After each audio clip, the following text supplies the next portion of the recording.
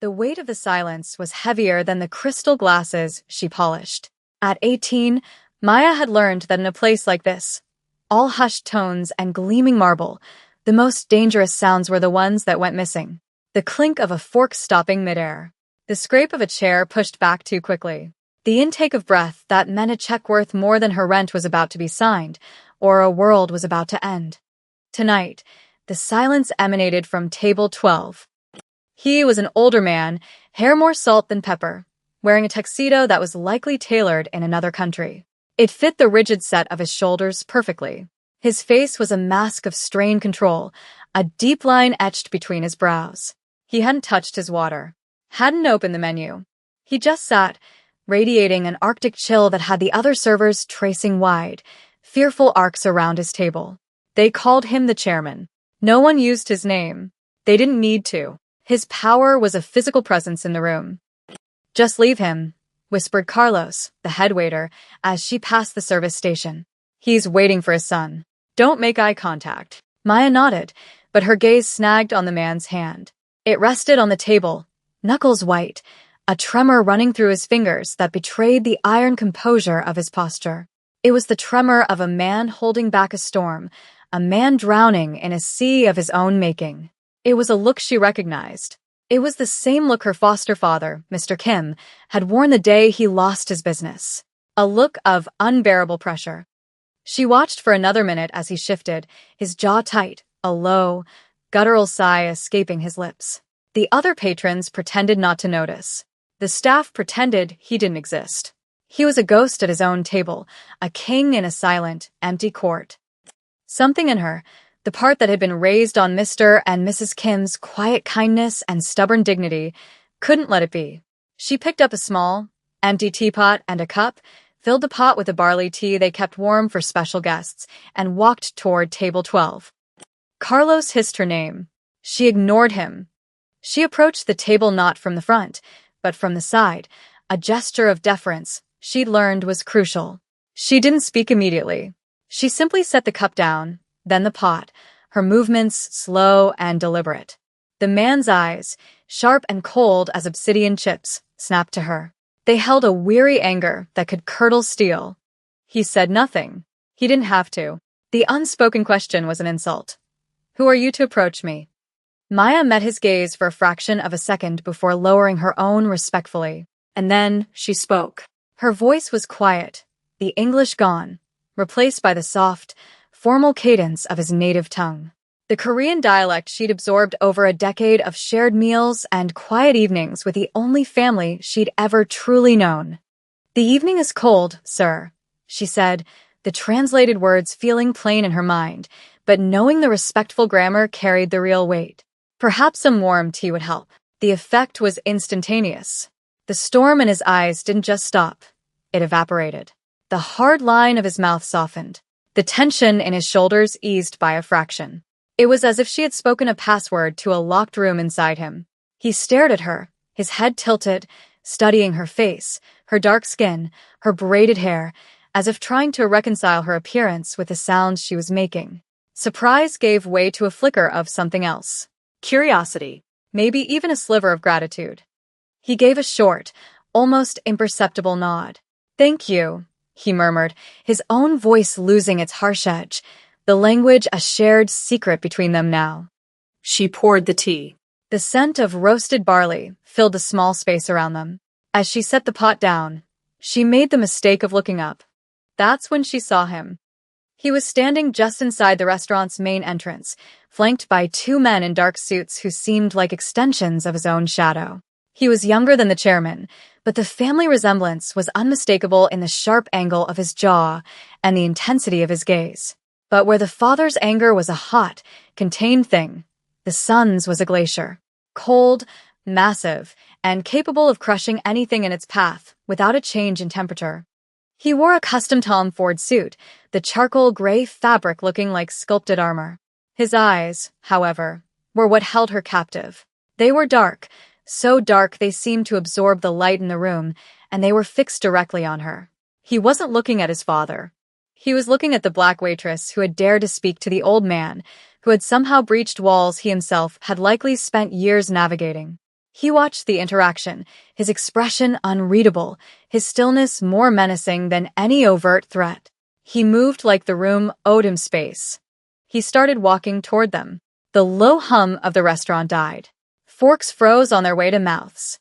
Conversations dwindled into whispers, then silence. This was his son. Communion. The true power. The man whose name was only ever spoken in fear. He reached the table, and the air crackled. He placed a hand on his father's shoulder, a gesture that might have looked affectionate on anyone else. On him, it looked like a claim of ownership. "Father," he said, his voice a low baritone, smooth and cold as river stones. He spoke in English, but his gaze was still on Maya. It felt like an accusation. Before the chairman could respond, the world shattered.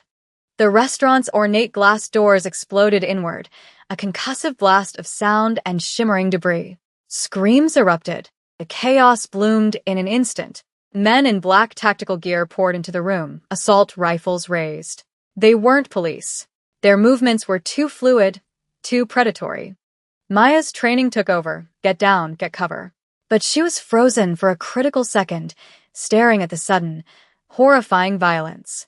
That was the moment everything changed. Minjun didn't hesitate. He didn't shout or draw a weapon. His movement was a single, economical blur. He shoved his father down behind the heavy oak table, and in the same motion, his arms snaked out, grabbing Maya by the waist. He yanked her back, spinning her behind him so his body was a shield between her and the gunfire that had just started to rip through the room. The air filled with the deafening roar of automatic weapons and the smell of cordite. Plastered dust rained from the ceiling. Crystal chandeliers swayed violently. Maya was pressed against the hard wall of his back, her face buried in the fine wool of his suit. She could feel the coiled tension in his muscles, the absolute calm of his body in a storm of lethal violence. She could smell the faint, clean scent of his cologne, something with notes of cedar and smoke. He was a monster, a killer, and he was the only reason she was still alive. Her world had just been reduced to the space he occupied, the shield he provided. The shooting stopped as quickly as it started, replaced by the sound of groaning and the tinkle of falling glass. Minjun didn't move for a long, silent moment. Then he shifted, turning his head slightly. His voice was a low whisper, his breath warm against her ear. "Don't move. Don't make a sound." She could only nod, her body trembling against his. His hand was still firm on her waist, a brand of heat through the thin fabric of her uniform. He held her there as if she belonged to him, a piece on his board he had just decided to protect. The silence that followed the storm was worse than the noise. It was a silence filled with death, and she was trapped in its epicenter with the man who commanded it. The immediate aftermath was a blur of controlled chaos. Minjun's men, the two shadows from the door and others who seemed to materialize from nowhere, secured the restaurant with brutal efficiency. They moved through the wreckage, their footsteps silent on the glass-strewn floor. There were bodies, rival attackers, neutralized with surgical precision. Minjun never let go of her. He maneuvered her and his father into the relative safety of the kitchen, his hand a permanent fixture at the small of her back. His touch wasn't gentle or reassuring. It was possessive. A statement. "This one is with me." The police wouldn't be called. This was a different kind of justice. In the cold, stainless steel kitchen, under the flickering fluorescent lights, he finally released her. She stumbled back, hitting a metal prep table. Her legs felt like water. She looked at her hands. They were shaking. "Who are you?" Mignon asked. The question was flat, devoid of emotion. He was studying her again, his eyes missing nothing, the tremor in her hands, the rapid pulse in her throat. "My name is Maya," she managed, her voice thin. "That's not what I asked," he said, stepping closer. He was taller than she'd realized, an intimidating column of dark suit and coiled power. "I asked who you are. Why does a waitress in Koreatown speak the old dialect like she was born to it?" His father, the chairman, spoke from a stool where one of Minjun's men was checking him for injuries. "She was being respectful, son." A quality you could learn. His voice was weary, the earlier fire gone, replaced by the tired resignation of a man who lived with violence as a constant companion. Min-yoon ignored him. His focus was entirely on Maya. Respect is a currency. Who taught you how to spend it? She swallowed, forcing the shaking in her voice to stop. I was raised by a Korean family. In the valley. My foster parents. His eyes narrowed slightly. That was the only sign that her answer had registered. He was processing it, filing it away. She was an anomaly, a puzzle he hadn't accounted for. And Kang Min-jun did not like anomalies. You are now a witness to an attack on my family, he stated, as if discussing the weather. That makes you a liability. A cold dread washed over her. She knew what that meant. In his world, liabilities were eliminated. Or, he continued, his gaze flicking down to her hands, which she quickly clasped together to hide their trembling. An asset. He looked back at his father, who was watching them with a strange, calculating expression. He listened to you. My father doesn't listen to anyone. That was the moment the stakes were raised. She wasn't just a girl who had been in the wrong place at the wrong time. Her one act of kindness, of cultural fluency, had marked her. It had made her valuable, and in his world, valuable things were owned. He made a decision. It was there in the subtle shift of his weight, the finality in his tone. You'll come with us. It wasn't a request. She spent the next 3 days in a place she could only describe as a gilded cage. A penthouse apartment overlooking the sprawling lights of Los Angeles, with floor-to-ceiling windows and furniture that probably cost more than a car. One of Min-jun's men, a silent guard named Jean, was posted outside her door at all times.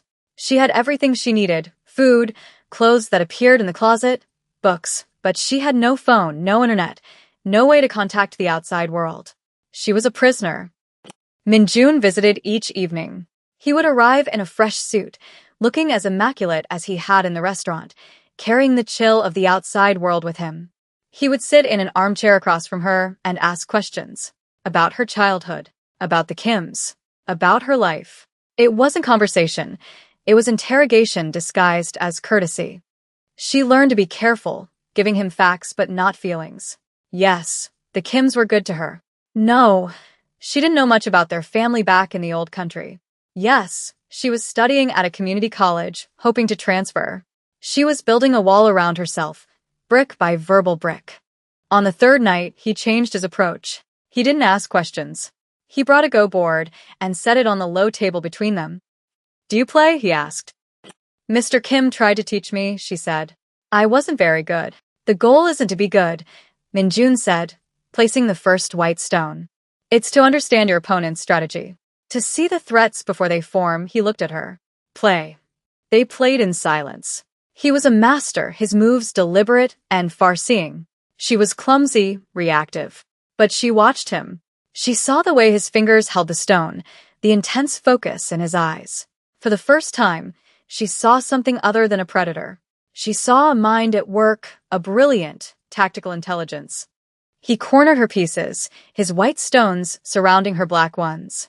It was a slow, inevitable slaughter. As he placed the stone that would capture her last group, he spoke without looking up. The men who attacked us were from the Choi family. They believe my father is weak. They want to test me. He finally raised his eyes to hers. They see kindness as a flaw, a vulnerability to be exploited. He paused, and his gaze was unsettlingly direct. My mother was kind. She was gentle. She saw the good in people who had none. My father was powerful, but he couldn't protect her from that. She was killed in a car bombing meant for him. A message from his rivals. They took his queen to check his king. His wound. There it was. Not a physical scar, but a chasm inside him. The woman he failed to protect. The reason for the glacial ice in his veins. He equated softness with death. He saw his mother's gentleness in his father's brief moment of peace with Maya, and it terrified him. The danger was escalating. It wasn't just a gang war. It was personal. And now she was in the middle of it. Later that night, she found her chance. Jean, the guard, was called away from his post for a few minutes. A hushed, urgent conversation down the hall. The front door of the penthouse was likely locked, but the service elevator might be an option. She could run, disappear, try to reclaim the simple, ordinary life she'd lost. She stood with her hand on the doorknob, her heart hammering against her ribs. She could leave. She could try to forget the smell of cedar and smoke, the weight of his stare, the story of his lost mother. But as she stood there, she replayed the conversation from the restaurant in her head. The words she'd spoken to the chairman. The way his face had changed. Minjun's men were searching for a leak, a traitor who had told the choice where his father would be that night. And she remembered something. Just before the attack, she had seen one of the restaurant's valets, a man who had worked there for years, speaking on his phone in the alley. He'd looked nervous, shifty. At the time, she'd thought nothing of it. Now, it felt like everything. If she ran, that detail ran with her. Minjun would be blind to a threat inside his own walls. The choice would try again, and they would succeed. She took her hand off the door. It was a deliberate choice. A choice to stay. When Minjun returned an hour later, she was waiting for him, the go board still between the chairs. "I need to tell you something," she said, her voice steady. He listened without interruption as she described the valet, the hushed phone call, the flash of fear in the man's eyes. He didn't react, his face a perfect mask of neutrality, but she saw a new light in his eyes. A flicker of respect. She hadn't just given him information. She had chosen a side. He stood up and walked to the window, looking out at the city. "You should have run, Maya." "I know," she said, standing as well. "But they'll kill your father. And then they'll kill you." He turned from the window to face her. The space between them felt charged, the air thick with unspoken things.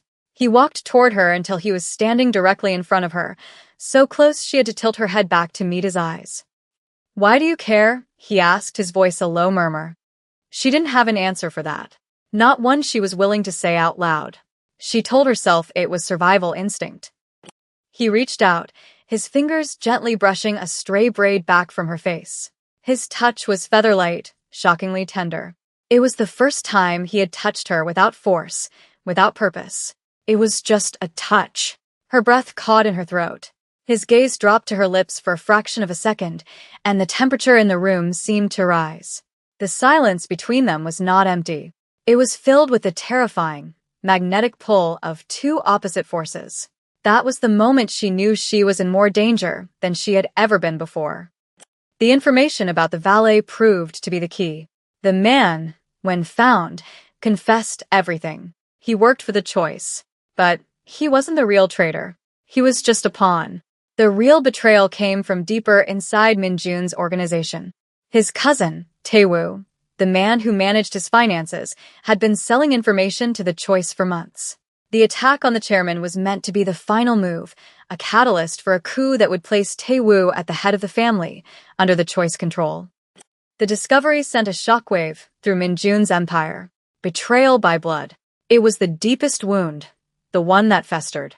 Minjun became even colder, more remote. He moved with the deadly quiet of a stalking panther, and the penthouse began to feel less like a cage and more like the eye of a hurricane. He arranged a meeting, a supposed truce with the Choi family at a neutral location, a closed art gallery downtown. He told Maya he was taking her with him. "Why?" she asked, her voice tight with fear. "I'm not one of your soldiers." "No," he said, his eyes hard.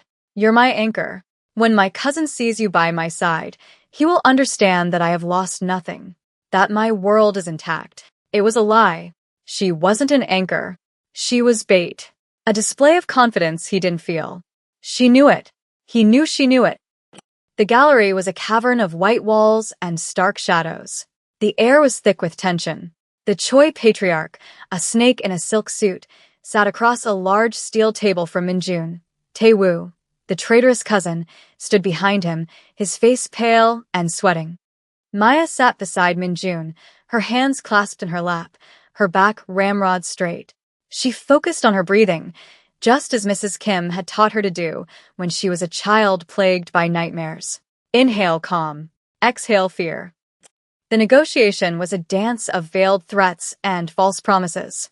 Minjun was masterful, his voice never rising, his words precise and cutting. But the choice were confident. They had the advantage. They thought they had broken him. That's when the trap was sprung. The lights cut out, plunging the gallery into absolute darkness. The sound of gunshots exploded from all directions. It was an ambush. Mignon reacted instantly. He pulled her from her chair, and under the heavy steel table, his body once again a shield over hers. The sound was deafening, the smell of gunpowder thick in the air. Bullets pinged off the metal above them. In the strobing flashes of muzzle fire, she saw faces contorted in violence, bodies falling. Then came a sound that cut through the chaos. A grunt of pain from above her. Femme mignonne. When the shooting stopped, the silence was punctuated by his harsh, ragged breathing. The emergency lights flickered on, casting a sickly yellow glow over the carnage. Minjun pushed himself up, and she saw the dark stains spreading across the side of his white shirt, just below his ribs. "Are you hurt?" he gritted out, his eyes already scanning the room for remaining threats. "No," she whispered, her gaze fixed on his wound. "You are." His men were dealing with the last of the Choi soldiers. Tae-woo was cornered, a gun held to his head. But they were exposed. They had to get out. "We have to go," she said, her voice finding a sudden strength. She ripped a strip of cloth from the tablecloth on the floor. "Here." "Press this against it. Hard." He took it, his jaw tight with pain. He was vulnerable. For the first time, she saw a crack in his armor. The invincible monster could bleed. And in that moment, she stopped seeing the monster and only saw the man. They made it to the service exit and into the alley. The city's sirens were closing in. A lone police car, responding to a call about the gunfire, screeched to a halt at the end of the alley, its lights painting them in strobes of red and blue. "Get behind me," Minjun ordered, reaching for the weapon tucked at his back. "No," Maya said, stepping in front of him. Her mind was racing. He was a known crime boss, wounded, leaving a scene of a massacre. They would be arrested. He would be finished. She did the only thing she could think of. She walked toward the police car, her hands raised, her face a mask of terrified innocence. She was just a girl, an 18-year-old waitress caught in something terrible. "Help," she cried, letting a tremor enter her voice. "There was a robbery. They went that way." She pointed frantically in the opposite direction from their escape car, which was waiting silently in the shadows. The officer, a young man with a concerned face, looked from her to the dark alley, his attention diverted. "Ma'am, are you okay? Did you see who it was?" "I don't know. It all happened so fast. Please, you have to catch them." It was just enough. The officer spoke into his radio, relaying her false information. The moment of hesitation gave Minjun and his men the opening they needed. They bundled into their car and were gone before the officer turned back around. Maya simply collapsed into feigned sobs, the perfect victim. She had crossed a line. She had lied to the police, become an accessory, chosen his world over the one she knew. There was no going back. They stitched him up in a safe house, a sterile apartment that smelled of antiseptic. He refused a doctor.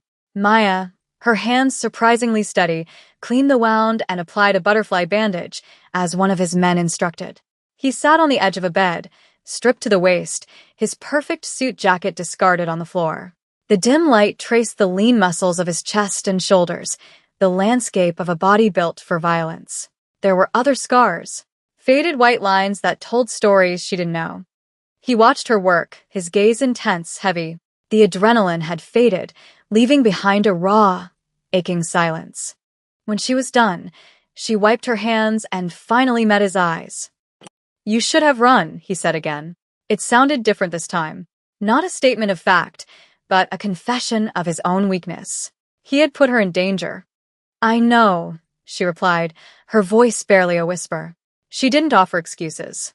She didn't try to explain the tangled knot of fear and something else, something fierce and protective, that had made her step in front of him.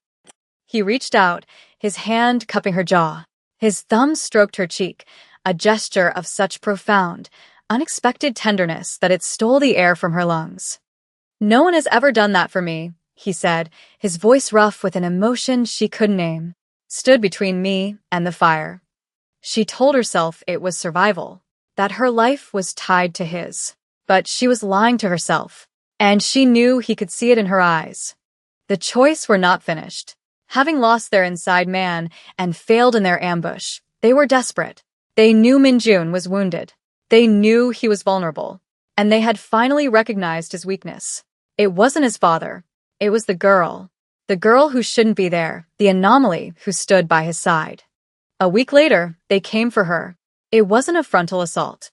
It was quiet, insidious.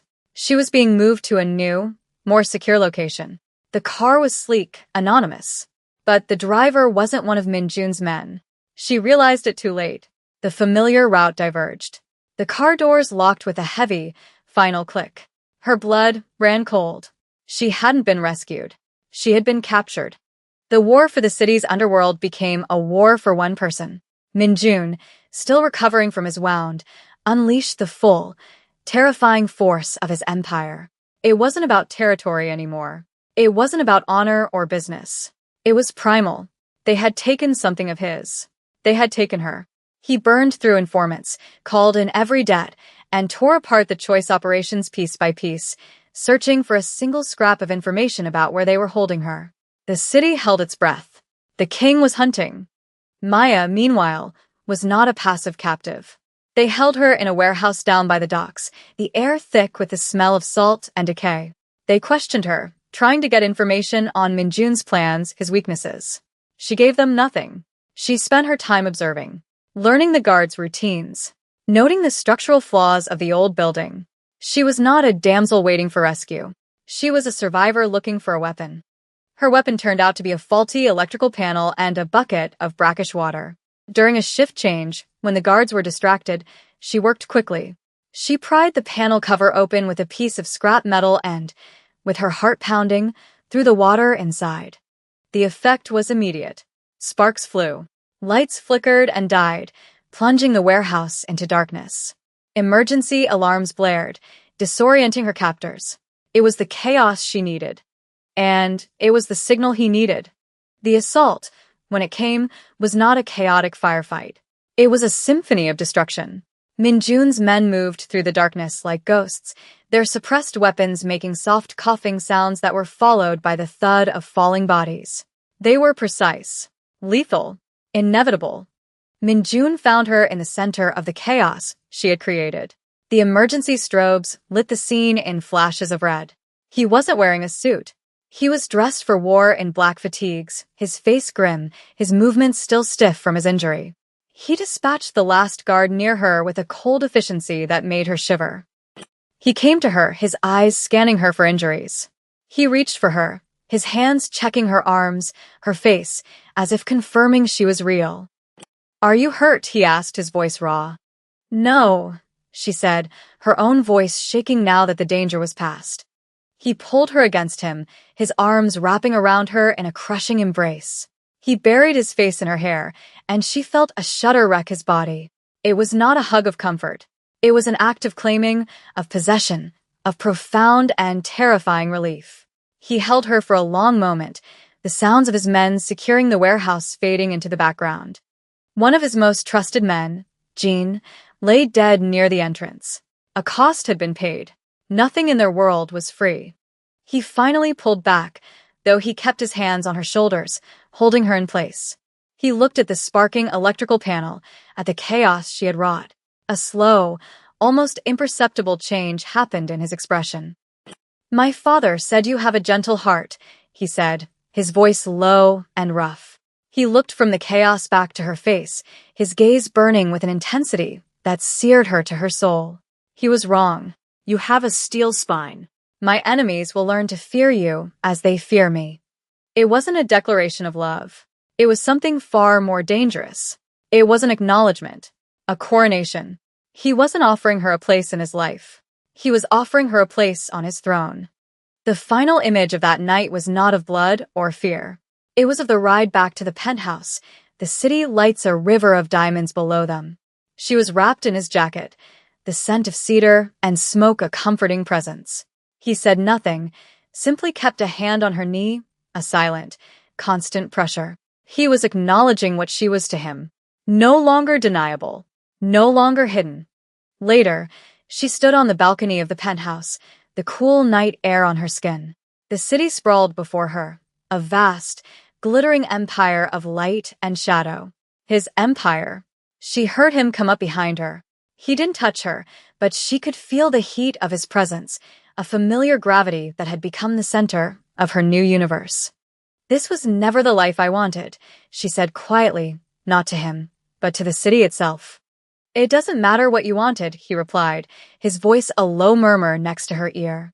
"It matters what you chose." She didn't turn. She didn't have to. She had made her choice in that alley, lying to a cop to save him. She had made it again in that warehouse, refusing to be a victim. This world of violence and power was not her birthright, but she had earned her place in it. She looked out at the endless city lights, each one a story, a life, a soul in his kingdom. It was not a fairy tale. It was a throne, forged in blood and loyalty. And as she looked out at her new domain, she realized with a chilling certainty she was no longer afraid of it. She was its queen.